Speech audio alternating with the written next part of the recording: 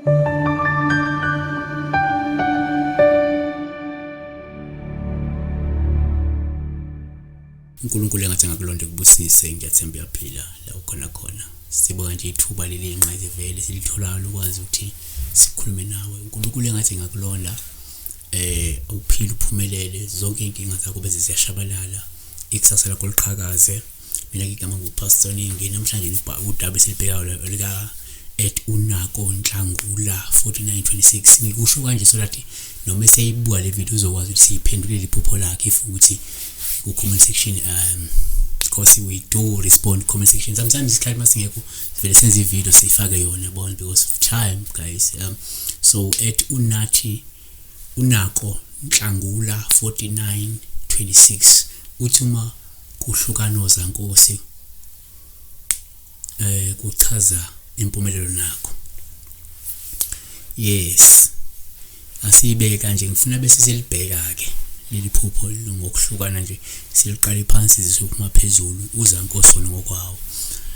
Amanye amaphupho ayibika izinto ezinhle ngesikhathi esendlule njengamanje sekufanele uwabhekisise ngoba uhamba kushintshe ikhathi into oyiphupha isho okuhle ngesikhathi esendlule ngenzeka ingabe sabika lokho ngenxa ukuthi ubuthakathi advanced manje sebayakwazi ukuthi besebenzise lezo zinto lezo abathakathi kuyisebenzisa so lapho uzoloku phupha le nto leyo uthi nayikhola ukuhluza kanti cha sekusetshenziswe manje imimoya ethile ku manipulate ngezigali ukuthi lesikhathi uphupha wona uthola imali uthi inhlanhla nje sethula izimo zenhlanhla yakho yabo so kuyabona kanjalo. So kodwa sibheka uzankosi ke ubebuza leli phupho lelo phezulu kwephupho besilikhuluma ngalo maphupho uboshwe wasebuza i-comment le iqhamuka khona lapho leli phupho leli besikhuluma khona ngani ngiphupho ukuthi maphupho usejele noma uboshiwe wayesebuza ukuthi mawuphupho uhlukana uzankosi. So number 1 umuphupha nje uzankosi sithatha nje ngoPaul ubuma ufaswe ngozankosi ngoba lokho ngasho ukuthi mhlobe kumele uqaphele ngoba mhlobe kunezimo esingahle zikufake enkingeni kunezimo sokuzophela nazo zizokufaka mhlawumbe enkingeni enkulu esikhathini sizayo yabona.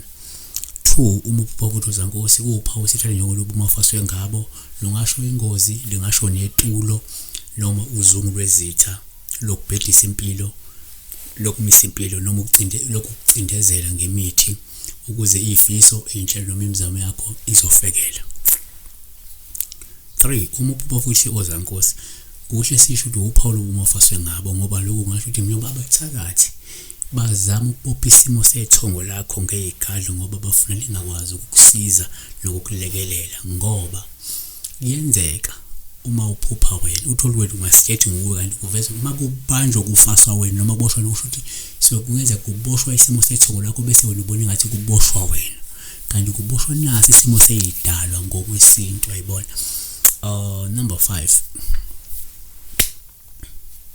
nake singakusho.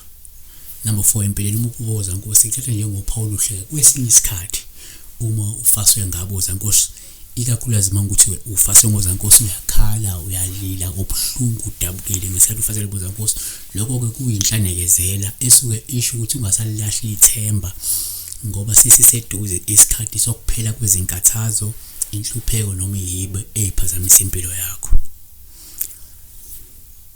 Kakade ke vele umuphupho wozankosi kuPaul uhloma umuntu ekuqhaqhoza nkosi ekhiphoza nkosi ngoba lokho kusho ukuthi lindela ukukhululeka nokuqhubeka kwempilo ngemuva kokuthi mhlawumbe kube nemizamo ethile oyenze mhlawumbe kade uye kumelaphi wakwezinto ezithile ungaphupha lapho seqhaqheka uzankosi ngelinqothi mhlawumbe kade uye kumelaphi yokusiza ngento ekade zibopha ikusasa lakho ukuthi hayi cha noma kade umuntu okade ukhuleka uzilile ukukhulekela ukuthi impilo yakhe izibopho impilo yakho ziqhaqheke bese uphupha leli phupho leli ngathoza nkosi bayaqhaqheka lokho sekusho ukuthi usukhululekile noma kunenkululeko eso iza ngemuva kokucindezela isikhathi eside ngabe ngezigadlo noma imoya emibi noma bekunezimo kade zicindezela impilo yakho sezisukile manje yabona. So kuPaul uhlema ukuqhaqha noma ukuqhaqheka noma bekhumuka labo zankosi esandleni sakho yabona. So ozankosi vele ababahle esikhathini esiningi kodwa ke yes bahle ozankosi mufasa uma ukuthi uyakhala ufasa ozankosi uzibona uyakhala olulusizi oluloko kubika ke isikhathi esihle. Ivesi nje elikhuluma ngozankosi esikisa lifaka la lapha Jeremiah 52:11 nje eboshwe ngozankosi uZedekiya wahudulelwa eBhabhiloni inkosi yaseBhabhele yamfaka entolongweni washala khona waze kwaba usuku lokufa kwakhe. So kuwuphawu olubi vele kwesinye isikhathi, kodwa kuwuphawu lwefuthi kwesinye isikhathi.